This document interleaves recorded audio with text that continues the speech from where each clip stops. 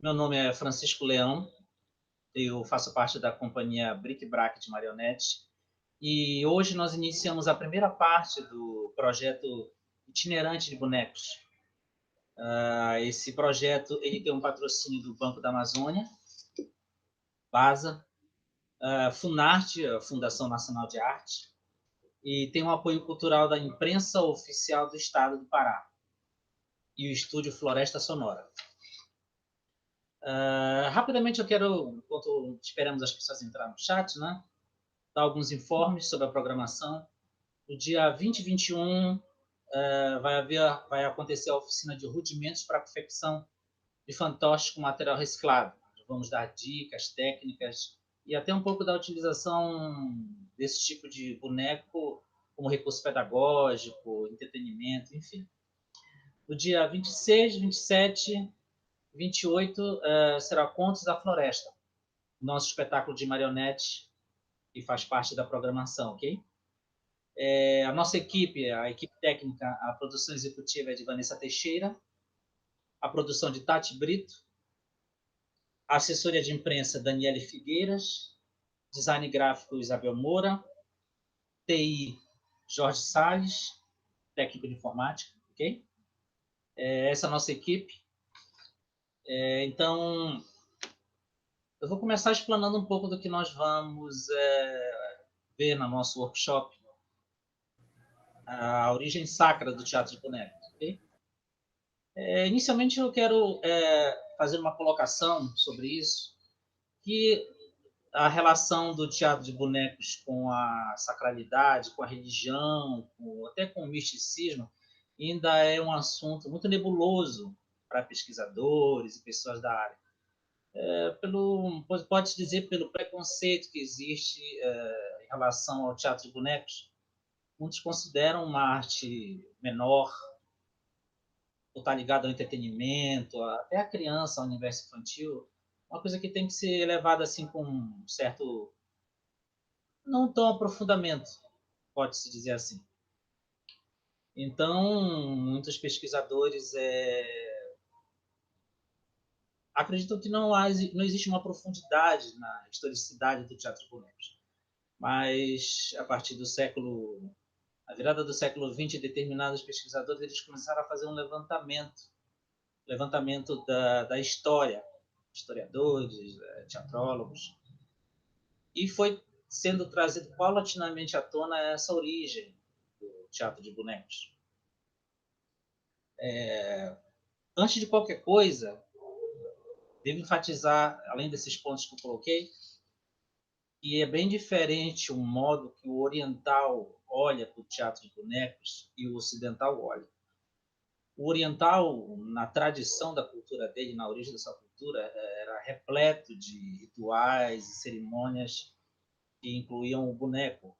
E eu vou me referir como totem aqui para vocês, porque nós vamos começar a entrar nesse campo da espiritualidade, da religiosidade na antiguidade.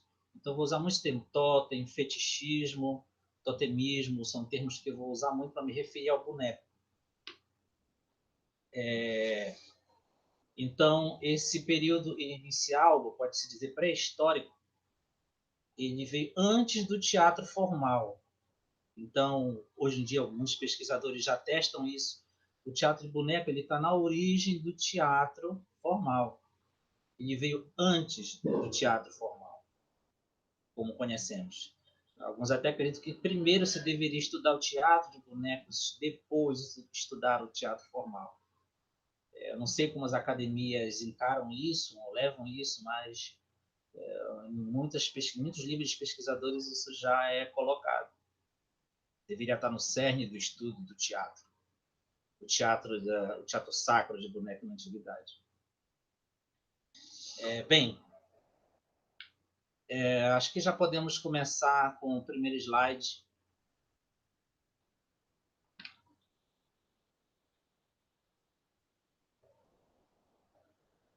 Podemos passar para o outro.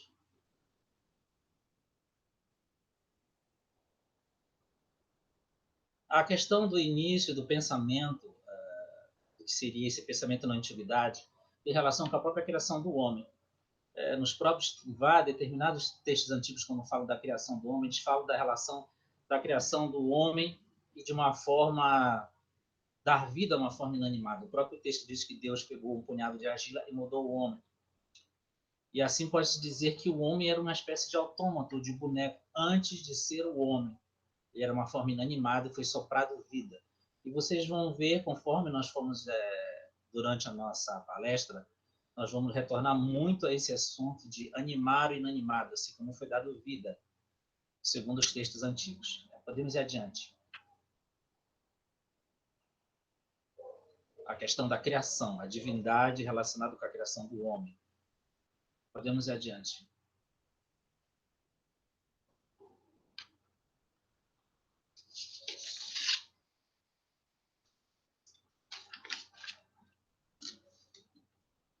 Como eu estava dizendo, originalmente, não existia a figura do sacerdote, e mais adiante nós vamos discussar essa relação disso com o ator, mas existia a presença do boneco em si, de todas as formas. A sociedade, a antiguidade era totalmente totêmica, fetichista, e existiam todo tipo de forma de manifestação de bonecos.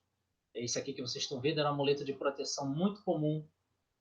Geralmente existia um totem maior, se faziam cópias desse totem maior, e aquele objeto era um objeto do dia a dia para proteger durante as caçadas, durante guerras tribais.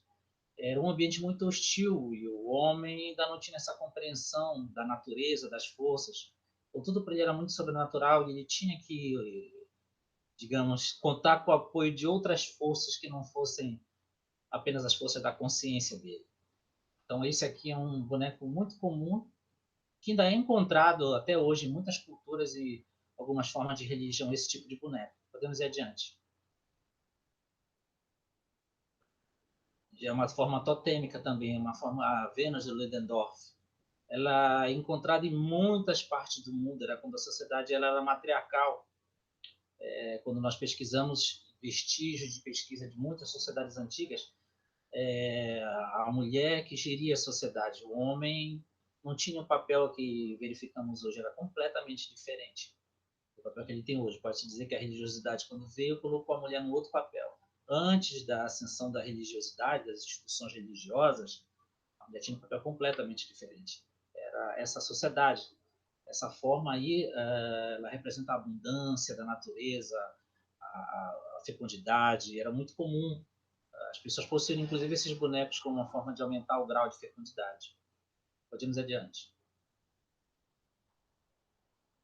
Comemoração de nascimento de filhos também é uma outra. Era muito comum você ter, digamos, mini espíritos familiares. Esses mini espíritos familiares eram pequenas imagens que acompanhava você.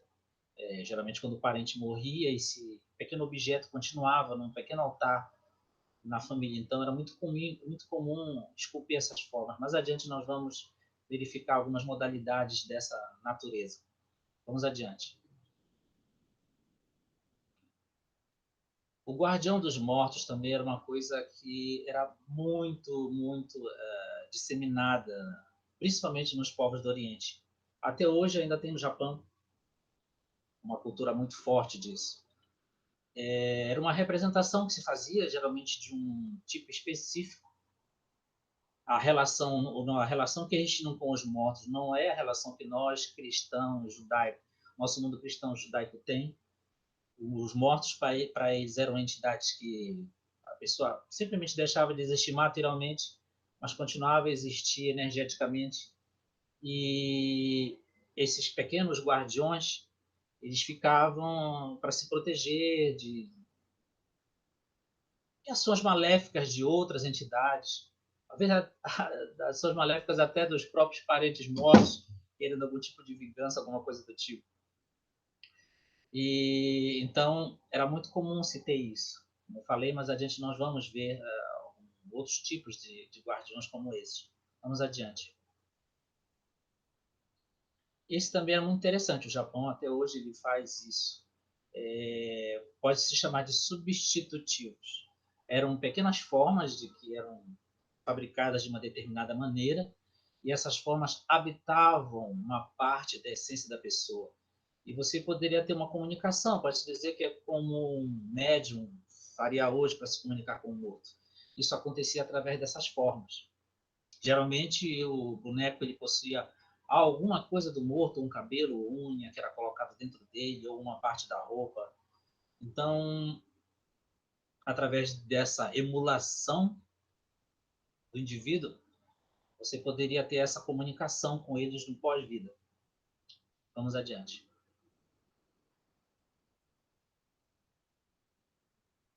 Olha, esse é um tipo muito interessante, específico, voltando essa questão da emulação do morto, da representação dos mortos. Esse é um cemitério numa região do Vietnã, fronteiriça. Numa parte alta desse cemitério, como vocês estão vendo na foto, eles constroem esses parapeitos, e à medida que cada pessoa da aldeia morre, se faz uma cópia da pessoa, um boneco, cópia, e ele fica sentado junto com os outros mortos da aldeia. Você tem uma cópia sua habitando no alto, como se observando, como vigiando. E aí, ó, e o cemitério, volto a dizer, o cemitério para eles não tem a mesma conotação que tem para nós ocidentais. É uma relação completamente diferente com a morte que eles têm. Vê que as crianças estão ali até brincando, é o local que eles vão e habitam com os parentes que estão ali, a representação deles. Eles conversam, habitam. Pode passar mais para outra foto que tem uma imagem aproximada, acredito. Ó. Então era esculpido dessa forma, com as roupas que a pessoa habitava, os objetos. Então você vê que no Oriente é uma relação muito diferente que nós temos. É por isso que o teatro de boneco deles é um teatro muito sofisticado, muito sério, como nós vamos verificar, ritualístico, por conta da cultura, da base cultural que eles têm com relação às formas. Eles acreditam que as formas absorvem energia, retêm energia, podem conter animação, por assim dizer. Vamos adiante.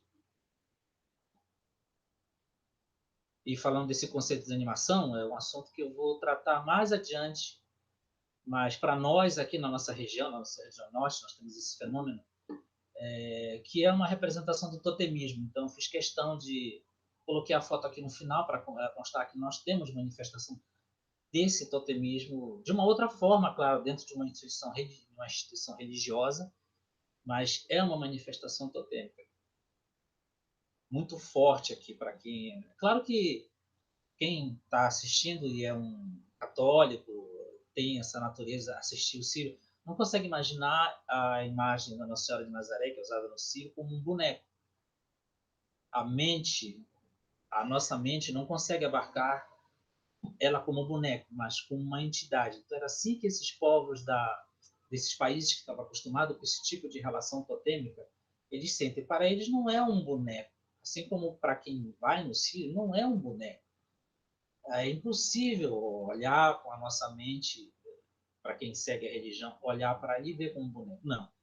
Existe uma conotação completamente diferente. Era essa visão que os povos orientais tinham dessas formas totêmicas. Vamos adiante. Então, aqui já um pouco de toda a consequência que houve desse período, né? Todas as formas de bonecos vocês podem ver aqui, de sombra, fantoches, de marrote, que é uma barra de ferro sobre aqui no canto direito. Aqui mais embaixo, japoneses, medievais, o Pulcinella inglês. Todos esses bonecos que chegaram até nós, eles derivaram de manifestações religiosas, se tornaram populares, se tornaram desacralizadas e chegaram até nós através do teatro. O teatro já foi uma consequência bem atual, pode-se dizer assim. Podemos ir adiante. Nós vamos começar com a China. E, na verdade, a China foi um dos países mais antigos que se manifestou esse totemismo, que se tem notícia com pesquisas de antropólogos, historiadores, arqueólogos. Data de 1000 anos antes de Cristo, as primeiras manifestações da passagem desse totemismo para o teatro de bonecos. Lá, para eles, era uma forma existiam formas, uma espécie de estátua funerária que era movida por mecanismo, que dava uma perfeita ilusão de vida. Pode-se dizer que é uma espécie de autômato. Com o passar do tempo, essas técnicas funerárias foram sendo utilizadas, essas técnicas de movimentação dessas imagens funerárias foram passadas para o teatro, mas eram cerimônias religiosas. Não eram bem diferentes do que nós entendemos como espetáculo. Era uma cerimônia ritualística.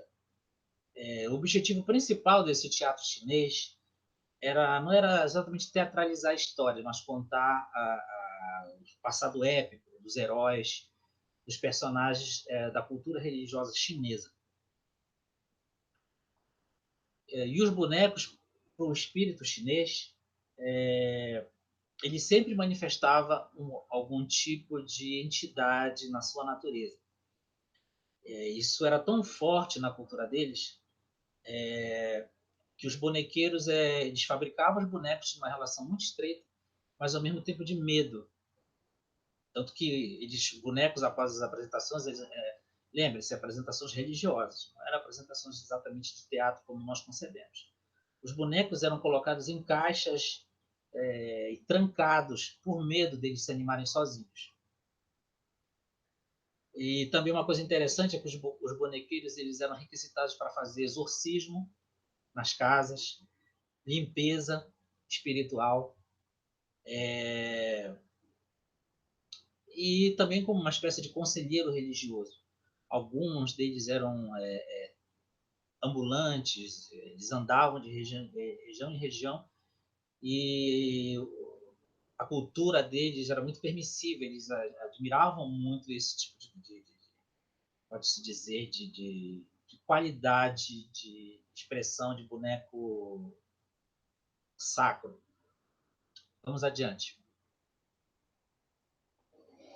Um boneco de madeira, tipicamente chinês. Pode adiante. Eles tinham todo tipo de boneco na China. Era fantoche, de fio, de sombra. Era muito rico. Vamos adiante. Aqui um exemplo desses bonecos mecânicos que derivaram toda uma série de técnicas para movimentação e eram muito, muito sofisticados para dar esse aspecto mágico ao boneco. Vamos adiante. Um típico espaço de teatro chinês. Um boneco de marrote de fio. Vamos adiante. O teatro de sombra chinês também era muito forte. Esses bonecos geralmente eram de couro, de boi, profundamente afinados. Ficava uma película muito fina. E eles iluminavam com luzes de vela. Geralmente passavam a noite inteira fazendo contos, contando histórias de antepassados, de heróis. E isso geralmente durava até amanhã. De noite, a noite inteira até amanhã. Vamos adiante. Olha, um ambulante, aquilo que eu falei do ambulante que circulava nas cidades. Vamos. Mais um exemplo. Era o homem-palco, que eles chamavam. Lembre-se, isso era uma reunião de vários, era uma mistura de espetáculo, religiosidade, uma mistura de ter várias coisas. Nós diferenciamos, nós separamos hoje em dia, mas para eles era indissociável, todas as coisas se misturavam. Vamos adiante. Bom, um dos poucos espaços que estão no museu hoje em dia dessa época clássica do teatro chinês de bonecos. Vamos adiante.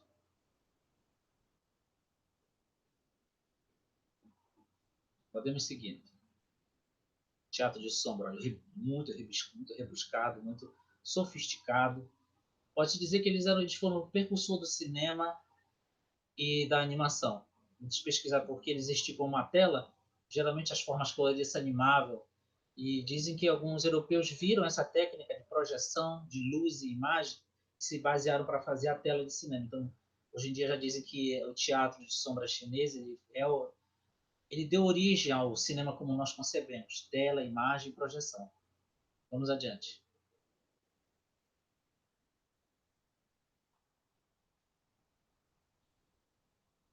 Pode ir passando.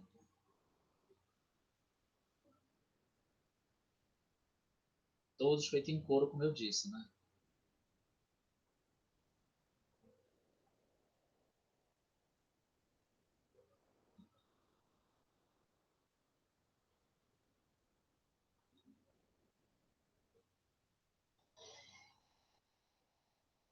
Aí agora vamos entrar um pouco na Índia. Por volta de 200 a.C., se desenvolveu na Índia um teatro de bonecos feito com sombras. Segundo a lenda, esse teatro teria surgido com o primeiro bonequeiro chamado Adi Anath, e que ele teria saído da boca de Brahma. É uma forma poética de entronizar esses personagens que criavam essas modalidades de teatro. Esse aqui está no museu, um vestígio arqueológico de um boneco, um tipo de marionete. Pode ir adiante. Os espetáculos hindus eles começavam com uma procissão composta por músicos, titereiros, que são os manipuladores de bonecos, sob o toque de sinos, tambores. Eles saíam num determinado ponto em procissão e chegavam geralmente no templo, onde eles executavam vamos dizer, a apresentação. Não era como nós concebemos, volto a repetir. Para eles era um fenômeno religioso. Então tudo era muito sério, tudo era envolto num ritual. Geralmente eram peças do Mahabharata ou do Ramayana, que são livros religiosos hindus. E eram peças muito longas, a noite inteira, o início da noite começava, varava a madrugada e terminava. Então, para as comunidades, para aquela sociedade antiga, era um verdadeiro fenômeno, era um espetáculo participar daquilo. E eles assistiam com todo aquele espírito religioso. Um típico teatro de boneco, de fantoches de rua da Índia, já mais contemporâneo, mas derivado desse teatro sacro.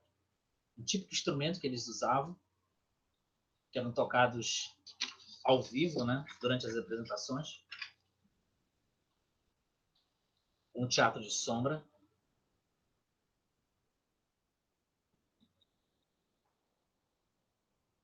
Bonecos de vara. Esse é o Vidal-Chaka. Ele pode dizer que foi o primeiro personagem burlesco que deu origem a vários outros tipos de fantoche. Ele já era bem-humorado, era um bonachão, brincava. Então, por exemplo, tem o Pulcinella na França, tem o Punch na Inglaterra. São bonecos bonachões e muito bom humor negro, na verdade. E esse aí pode-se dizer que foi o pai deles, o Vidal-Chaka. Podemos ir adiante. Ele tinha relação com a colheita, enfim, com a vida agrária. Ambulantes de rua, teatro de sombra indiano. Muito próximo da Índia, também derivado, existia a Java, que também ele absorveu muito dos livros religiosos da Índia e um pouco da contagem das histórias desses países, nessas ilhas de Java, derivava das histórias do Ramayana também, dos livros hindus. Eles chamam de forte influência. Esse é o Ayanga Purma, um tipo de boneco de sombra muito sofisticado. Ele quase desapareceu depois, digamos que, um renascimento dele. Podemos ir adiante. Ele também era feito de uma película muito fina de couro, com varas de chifre de boi, muito rebuscado e sofisticado. Eu já tive a oportunidade de ver um boneco desse de perto, de manipular ele, há uns anos atrás. Ó, isso aqui ele trabalhando o couro. Lembre-se, tudo é muito ritualizado para eles. O modo que eles tiram o couro, como eles fazem, o processo. Não acontece só como uma mera produção de um boneco para um espetáculo. É todo um ritual, toda uma preparação. Não são pessoas comuns que fazem esses bonecos. Geralmente tem uma tradição familiar para que se passe de pai para filho. Vários exemplos desse tipo de teatro. Desenho muito característico, muito forte, muito marcado. E geralmente contava uma luta entre duas forças. Essa sendo de forças das sombras e forças da luz. Ó, o empilhamento deles na tela esticada. Também era acompanhado de músicos que ficavam em uma espécie de orquestra. Né? E existia um narrador que contava essas histórias épicas dos livros religiosos. e os manipuladores. Eram três coisas diferentes: o narrador, o manipulador e os músicos. Aí dá para perceber bem. Ó. Isso ficava atrás da tela. As pessoas não viam isso. Ó, uma série aqui, ó, eles sentados, os bonecos ali organizados, e eram passados para surgir na tela. Depois, posteriormente, surgiu um boneco de madeira, o Ayanga Golek, já que foi derivado do teatro de sombras, já posteriormente. Já era um boneco de vários. Também vê que as formas elas parecem muito com a forma do teatro de sombras. Então, esses bonecos também eram bonecos ritualizados, feitos de uma madeira específica, de uma forma específica, e eles tinham, fora dos espetáculos, funções religiosas. Acompanhavam as pessoas às casas, purificavam, ou às vezes até amaldiçoavam. Eles tinham todas, após o ritual, essa conotação. Ó, o manipulador. Isso era um outro tipo também, era uma espécie de papiro comprido, onde você ia girando com as duas mãos, assim, dois rolos, e aquele rolo ia passando, passando, passando. Era como uma espécie de desenho animado. Por isso que dizem muito que o teatro de sombras oriental, o cinema, nosso cinema, deve muito a eles, exatamente por causa dessas formas de projeção que eles desenvolveram. Olha, o típico manipulador. O Vietnã também é um país que tinha muito dessa cultura. Eles desenvolveram um teatro de boneco aquático, feito dentro d'água. Olha aí. Também com motivos religiosos. Ele também quase desapareceu, mas conseguiu ser revitalizado. É muito interessante. Os manipuladores ficam ali atrás no escuro, uma vara comprida, vai por debaixo d'água, os bonecos vão e vêm, e você observa e não percebe como são manipulados. As varas vão por debaixo d'água. Toda a cena acontece em cima d'água. É um teatro incrível. Ó, você vê os bonecos andando em cima d'água, tudo acontece ali, e você não tem ideia exatamente de como estão sendo manipulados. E como eu expliquei, eles estão à distância atrás daquela pequena cortina lá que você vê, lá ao fundo. É um teatro incrível. Existem muitos vídeos na internet, vocês podem procurar e ver, é muito interessante. Com acompanhamento musical também na lateral. Olha, isso é um típico teatro aquático construído. Isso é uma réplica. Já dentro de um espaço, né? Construído num espaço teatral para acontecer. E a equipe de manipuladores já fora, né? Agradecendo. O Japão, ele teve um típico teatro muito interessante de bonecos sacros.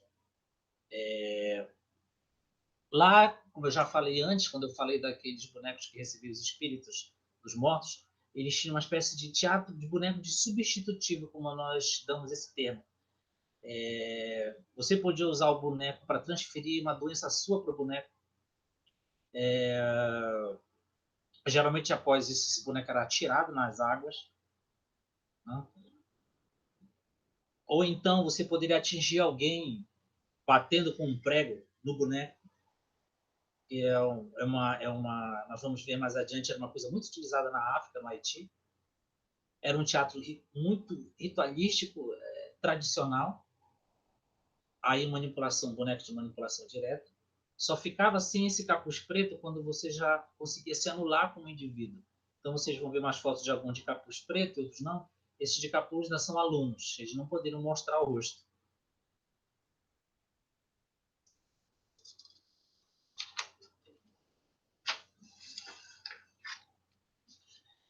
Eles estavam muito ligados às cerimônias shintoístas, esses bonecos. E, como eu falei, eles aconteciam as manifestações todas nos templos budistas, shintoístas, sempre em cerimônias, através de mantras, acompanhavam a apresentação desses bonecos, sempre com representação dos deuses. Olha, isso é um boneco mecânico, ele atirava uma flecha. Esses bonecos japoneses, eles foram a base, por isso que a robótica é tão forte no Japão. Esses bonecos, eles atiravam, eles podiam fazer verdadeiras grandes apresentações, digamos, mecânicas. Ali ele pega uma flecha no local, ele coloca e atira no alvo. Tudo isso mecanicamente.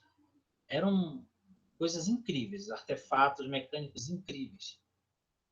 Como eu falei, a base toda que o Japão tem em relação de robótica vem desse período, principalmente na era Edo do Japão, onde atingiu o ápice dessa cultura.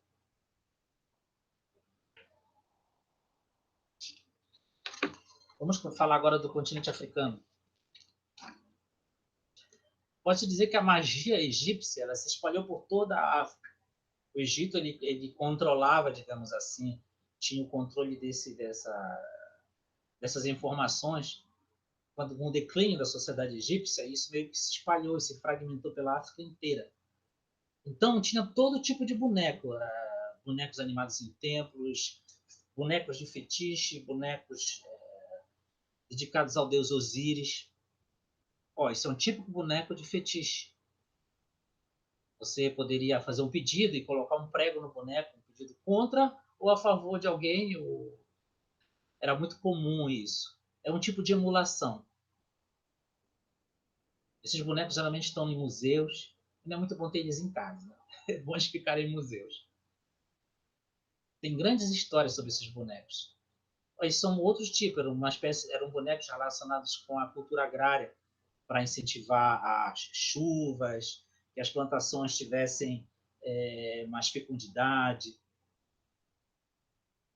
Esse já é um outro tipo, era um da tribo, uma região da África chamada Bamani.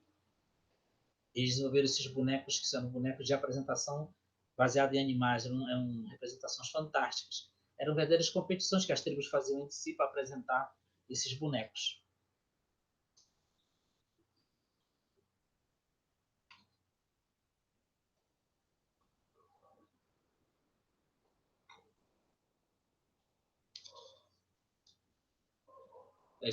Já tem uma forte influência contemporânea nesses dois últimos aí. A América Central, ela teve um tipo de boneco sacro muito específico, o voodoo. Também é baseado, provavelmente foram sociedades que migraram da África de alguma forma e trouxeram essa cultura. Eram bonecos fetichistas fortemente marcados. Eles geralmente eram mantidos nas comunidades e ficavam no centro da comunidade. As pessoas levavam alimentos, faziam pedidos e tinha essa relação de proteção, de ataque na sociedade. Podemos ir adiante. A América do Norte também tinha determinados tipos de teatro de bonecos. Isso aí dos índios Hopi dos Estados da América. Era um tipo de teatro muito interessante. Eles contavam a história de um povo serpente que lutou contra eles e eles narram nas suas histórias essa luta. Então, ele envolvia máscara, bonecos. Isso são fotos muito antigas que foram, digamos, restauradas, redesenhadas. A original se perdeu. Então, um pouco sobra desse teatro da América do Norte. Podemos ir adiante. A América do Sul também teve várias manifestações desse boneco. As tribos indígenas, muitas delas tinham, esses bonecos foram fortemente combatidos pela Igreja Católica. Eles tentaram, inclusive, substituir esses totens, assim como eles fizeram na Europa, com o expansionismo da Igreja, eles também fizeram com as tribos indígenas. Eles substituíam esses totens, essas formas de adoração das tribos indígenas, por imagens católicas. Na verdade, a imagem católica ela serviu como uma espécie de como posso dizer, seria uma espécie de porta-voz ou então para atrair essas comunidades para as ideias da Igreja Católica. A única forma de comunicação pela Igreja tinha era criar essas imagens. Nós vamos até falar um pouco isso mais adiante, quando nós falarmos do movimento do Sírio, de Nazaré daqui, que tem relação exatamente com isso. Então, são vários tipos, até esse é da Carajá, das tribos Carajás, tem muitos vestígios arqueológicos, mas muita coisa se perdeu de como isso se processava. Esse é o Grupo Giramundo, fazendo uma homenagem a essas bonecas Carajá, num espetáculo. O Brasil, propriamente dito, atualmente, sobrou muito poucos vestígios. Esse é o homem já no século XIX, é uma apresentação de rua. Homem, pode chamar de homem-palco, homem-boneco, usava um grande paletó e dentro existia um cara tocando e alguém manipulando o boneco, tudo isso dentro de uma grande roupa. Uma das primeiras manifestações do teatro de bonecos aqui. Mas não era um teatro ritualístico, ok? Também, por exemplo, os mecânicos era uma coisa que acontecia muito no Brasil. Mas pode-se dizer que a manifestação que mais tinha, que continha ainda um vestígio dessa sacralidade, era o mamulengo. O mamulengo ele possuía todo um ritual para se preparar os bonecos. Eu, quando estive no Nordeste, eu vi vários, conversei com vários criadores. Existia um processo para a criação desses bonecos. Você não poderia tirar a madeira deles. Tinha que ser uma noite sem lua, completamente escuro, senão, se você tirasse fora de um determinado período, a madeira apodrecia rapidamente. Tirando no período certo, o boneco durava muitos anos. Geralmente, os mamulengueiros, quando eles morriam, os bonecos eram enterrados junto com eles. Não se passava esse boneco para outras pessoas, não se ficava. Se ficava, geralmente era mantido no museu. Se respeita ainda muito essa tradição no Nordeste. É uma cultura muito forte ainda no Nordeste mamulengo. E possui um pouco dessa cultura. Olha, o Museu do Mamulengo.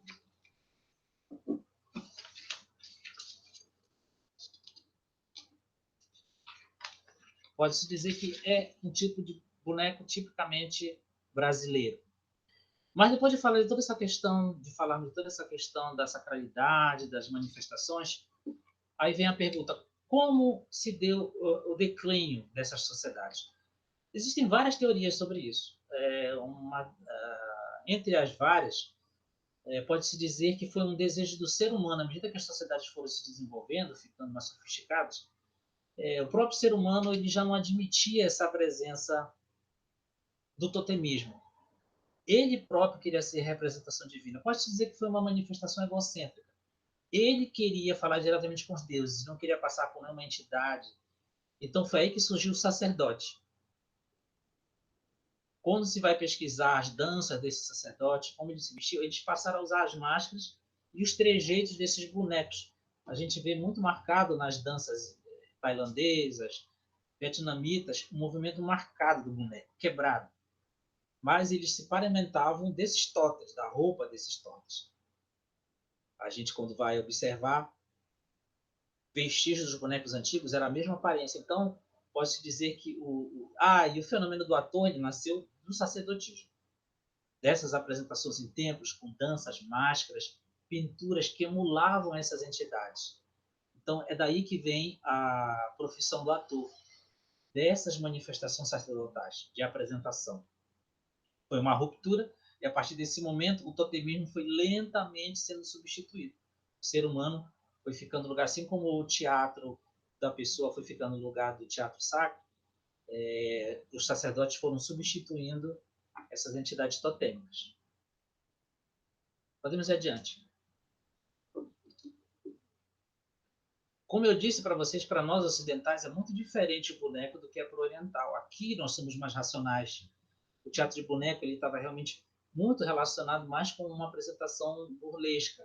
Isso atravessou a Grécia, atravessou a sociedade romana, a sociedade medieval e chegou até nós ocidentais.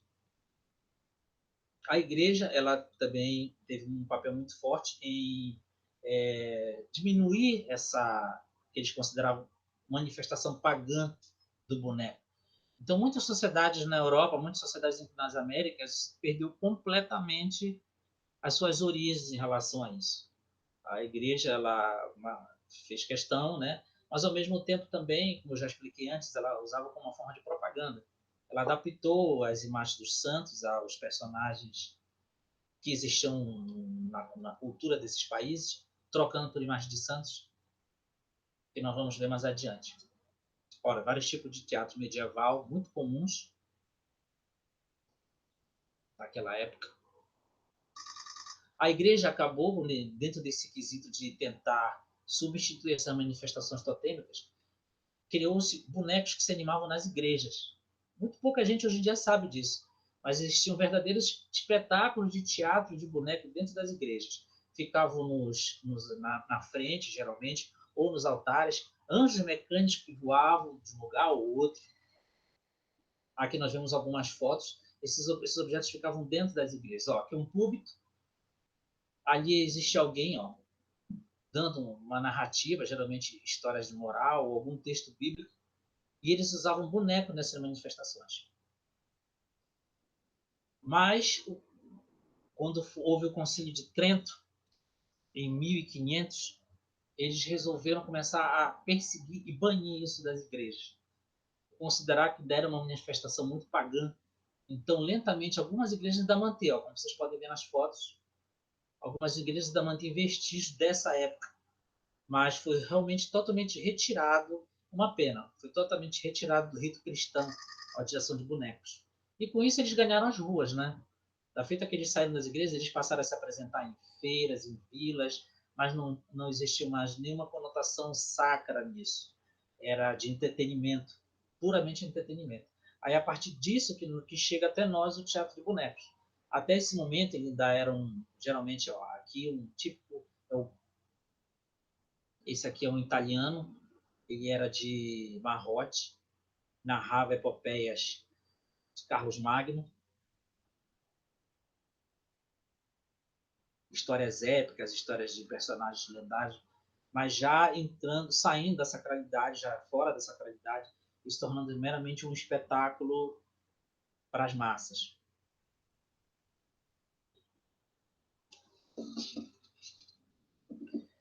Então, existia um espetáculo que... Volte um momento na imagem lá, por favor.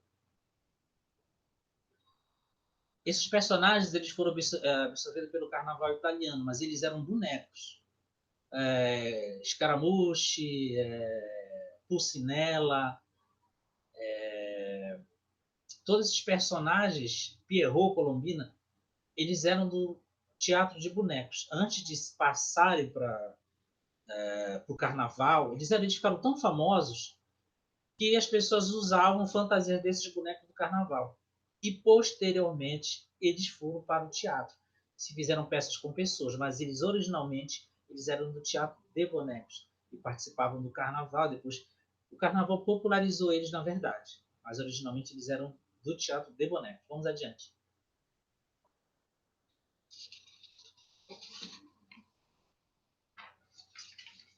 E se espalhou para outros países, né? França, Inglaterra, o punch em inglês. Todos derivados desses personagens que eram de bonecos que foram para o carnaval e voltaram a fazer parte do teatro. O punch veio do Pulcinella. Mas eram peças muito fortes, não? Apesar de... não eram para crianças. O personagem, tem um momento que ele atira uma criança pela janela, toma da mãe e joga pela janela. Então eram peças muito fortes. Lembre-se que só a partir do século XVIII, 20, 18 para 19, é que o teatro começou a se tornar infantil. Antes disso não era. Olha, a apresentação só vê adultos ali. Atualmente que nós associamos à criança. Antes absolutamente tinha essa conotação. Infantil.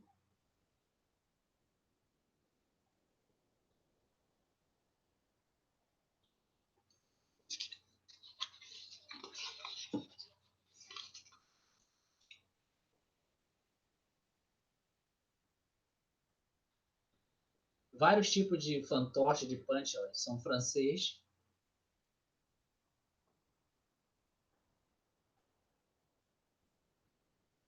Foi quando o boneco realmente começou a se popularizar ali na Europa, enfim, chegou até nós dessa forma. Uma mulenga derivada desse tipo de boneco, provavelmente trazido no período da colonização, e se adaptou aqui, né, chamando mamulengo. Os espetáculos, depois, eles começaram a atingir um grau de sofisticação, um verdadeiro espetáculo. Bonecos muito sofisticados, grandes encenações de bonecos, bonecos mecânicos, é desse período que vem caixa de música, bonecos mecânicos, bonecos que eram construídos de madeira, todos vêm desse período, dessas grandes apresentações de desenvolvimento. Ao mesmo tempo que foi o ápice, também foi o momento em que ele se transformou realmente num objeto do universo infantil. Podemos pular esse período contemporâneo?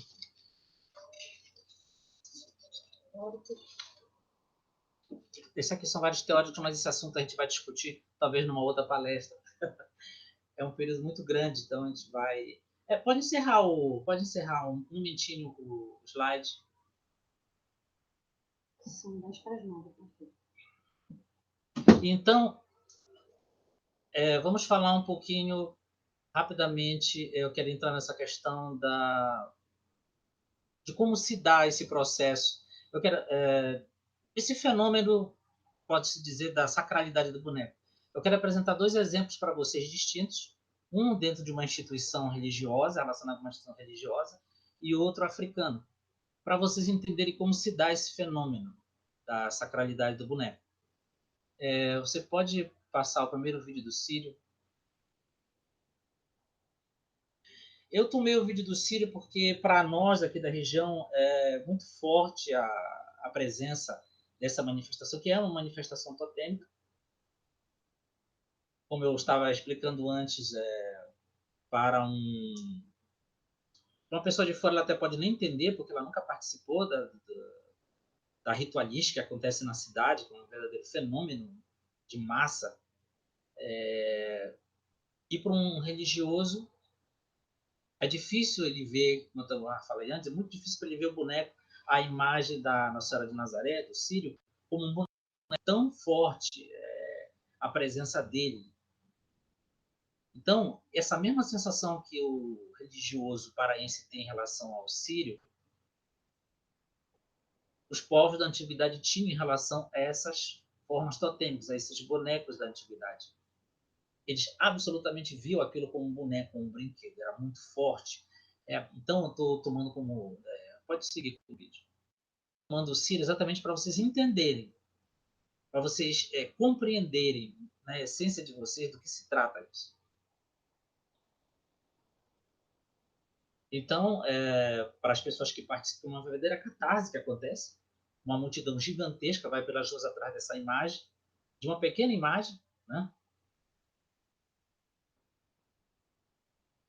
Para todos que participam, para todos os envolvidos, é impossível eles olharem aquilo como um mero objeto. Aquilo, existe uma força concentrada naquilo, e todos os olhares se voltam para aquilo. É um exemplo típico do boneco sacro. Mas, como eu disse, a Igreja Católica ela se apropriou disso, né? Ela usava muito os recursos que existiam nas culturas onde ela chegava e fazia uma adaptação. Aqui, especificamente, ela tentou combater algumas manifestações que aconteceram em relação a santo. Por exemplo, existe uma forte cultura de se criar objetos que participam junto com o Círio. Esses objetos são promessas, mas são brinquedos, são bonecos. Isso é muito típico daqui. Esse fenômeno ele está intrinsecamente relacionado por causa da adoração a uma imagem. As pessoas inconscientemente fazem também imagens de promessa para devolver para aquela imagem totêmica. Isso acontece de modo totalmente inconsciente. Por isso que é uma manifestação tipicamente. Chega até o ponto de se tornar, inclusive, órgãos genitais. Sai um pouco da questão religiosa, fica até burlesco, até profana. Órgãos genitais que são feitos e entregues para aquela santa como uma... A igreja combateu isso durante um tempo, mas simplesmente eles não conseguiram, era muito forte e acabaram deixando. A corda do Círio também, eles recolhem todas essas manifestações, eles encontraram uma forma de acolher aquilo no seio da sociedade. A corda também foi outro objeto que envolvia a santa, que foi muito combatido. Então eles tentaram de todas as formas controlar, mas eles perderam o controle. Os rituais de excesso, os rituais de sacrifício corporal, essa catarse toda ela tem relação com o teatro sacro de bonecos. É muito comum no teatro sacro de bonecos encontrarmos esse tipo de catarse. Aí eu quero mostrar um outro para vocês. É uma manifestação típica dos Zangbetos, de uma região da África. Vocês podem ver o vídeo, depois eu vou falar algumas coisas sobre eles, tá? Uma sequência. Observe.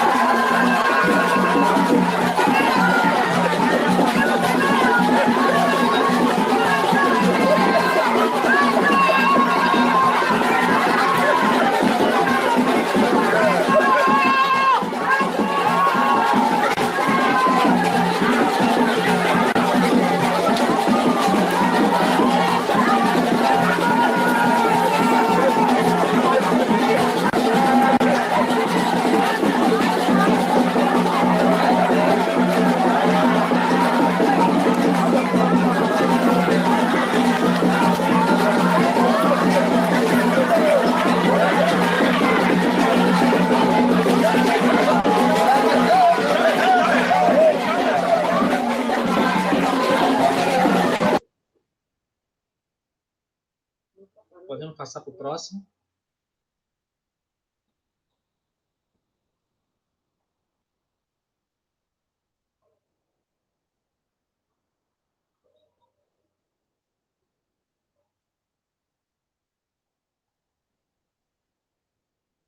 Observe com bastante atenção o que os sacerdotes fazem e o que acontece. Existem bonecos que surgem debaixo desses cones de palha. Ao final, vou explicar exatamente do que se trata.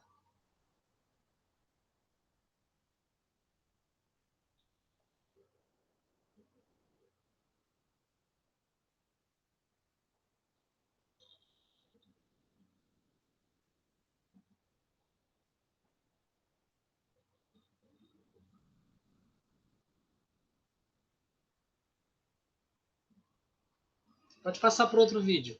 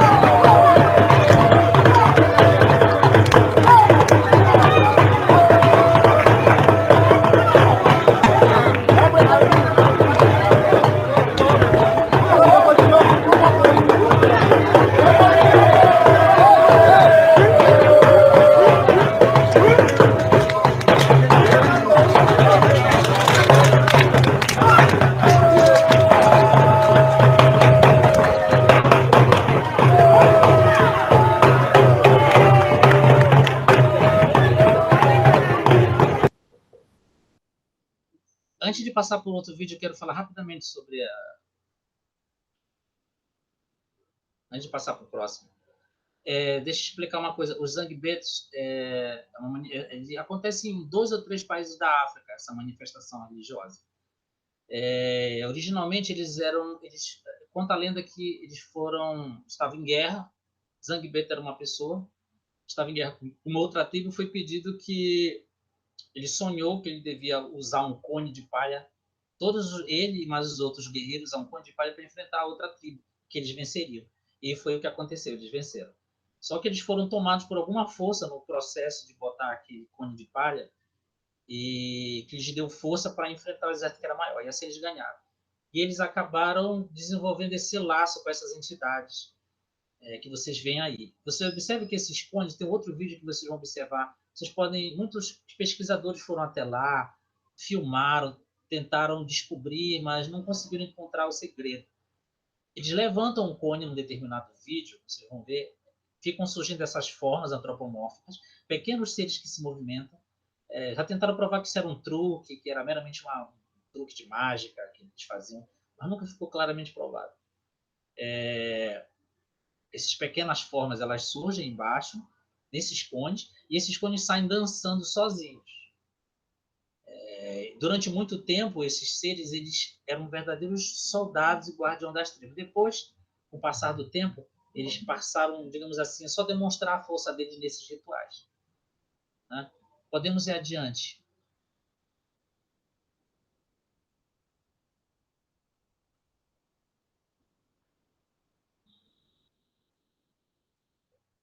Esse vídeo que vai acontecer agora, ele está de um determinado ângulo filmado e depois a pessoa colocou outra pessoa para filmar de outro ângulo para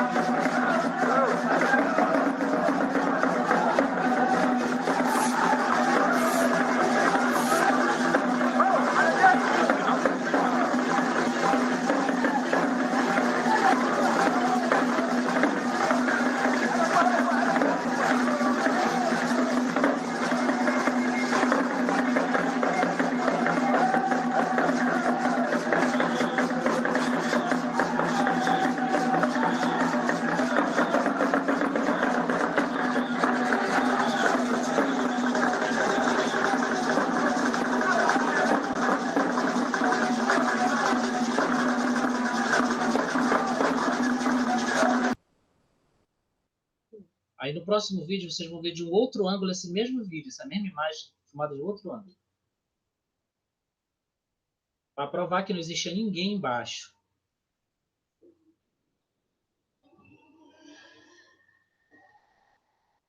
Foi uma pesquisadora francesa que fez o vídeo, ela passou um tempo com eles, mas eles nunca revelaram o segredo do...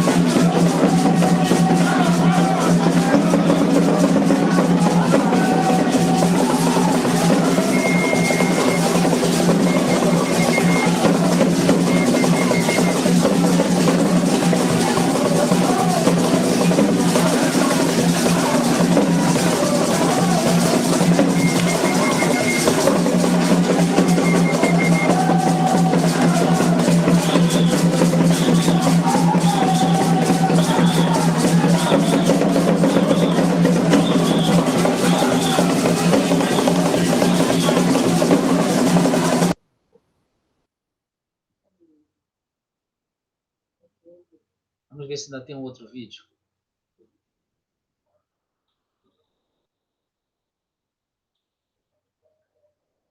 Se esse aí não tá, não tem problema se esse daí não.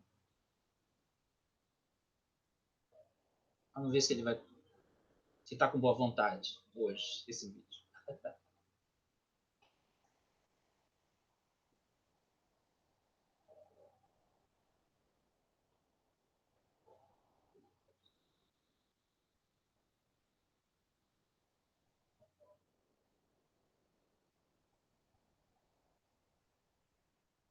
Tudo bem, não tem problema. Pode fechar os vídeos.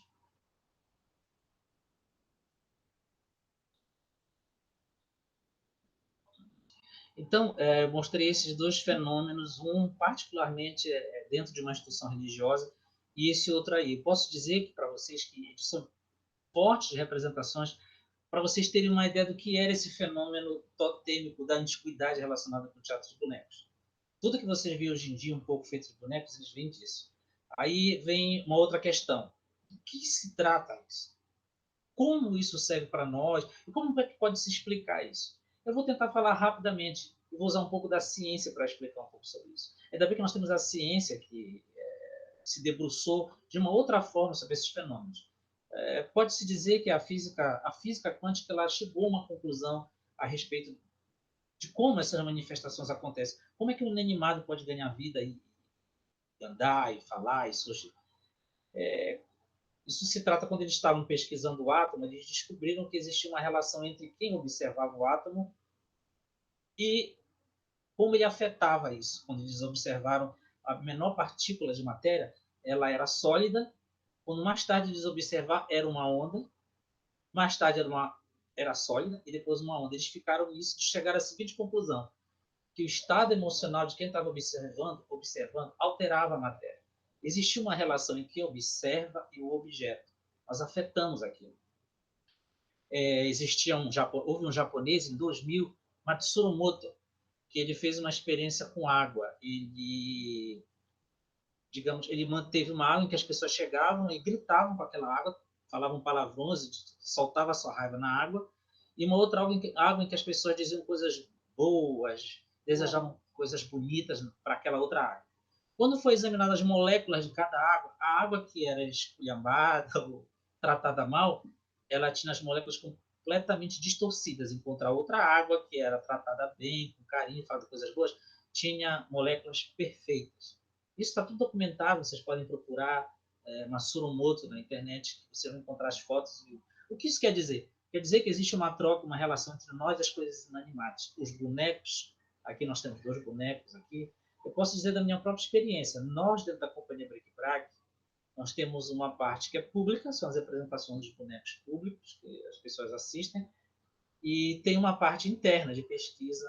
A minha esposa, que trabalha na companhia, ela é cientista da religião, e pesquisa há muitos anos isso. Então, os objetos, Eles não são meramente coisas que estão aleatórias à nossa volta. Nós mantemos uma relação com eles, dependendo do que tipo de energia, que tipo de vontade você põe sobre aquele objeto, ele pode fazer determinadas coisas ou pode ser radiado com alguma coisa. Então, o teatro sacro de bonecos, ele basicamente é isso. Esses seres totêmicos, eles eram moldados pelos homens e essas formas, esses objetos, eles absorviam energia, retribuíam essa energia de alguma forma. Ou eram habitados por algum tipo de energia, como urânio enriquecido, digamos assim. Então, é disso que se trata. Qualquer objeto ele pode ser enriquecido com energia.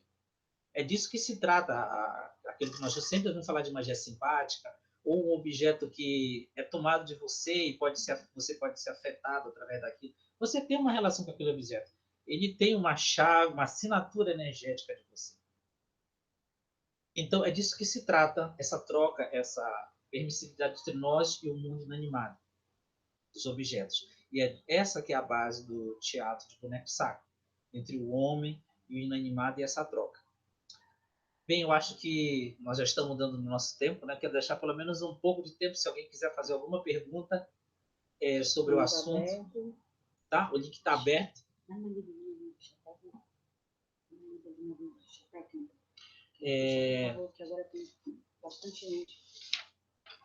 Mas antes de começar para as perguntas, eu só queria fazer uma leitura aqui da ficha técnica, tá?